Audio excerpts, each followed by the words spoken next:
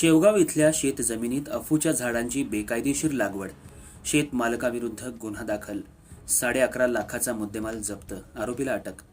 शेतजमिनीमध्ये बेकायदेशीर अफूच्या झाडांची लागवड केल्याप्रकरणी शेवगाव पोलिसांनी शेतमालकाविरुद्ध गुन्हा दाखल केलाय.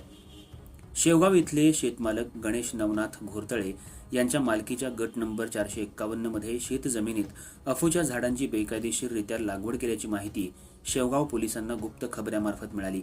पोलीस निरीक्षक समाधान नागरे यांनी पोलीस अधिकारी आणि अंमलदार तसंच पंचांसह छापा टाकला.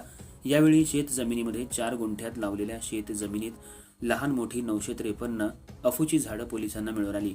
त्याची किंमत 11,43,600 रुपये होते. राज्य शासनाची बंदी असताना शेतमालक गणेश नवनाथ घोरतळे यांनी त्यांच्या शेतजमिनीत बेकायदेशीररित्या अफूच्या झाडांची लागवड केल्याप्रकरणी त्यांच्याविरुद्ध विविध कलमांखाली गुन्हा दाखल करून शेतमालक गणेश नवनाथ घोरतळे यांना अटक केली आहे.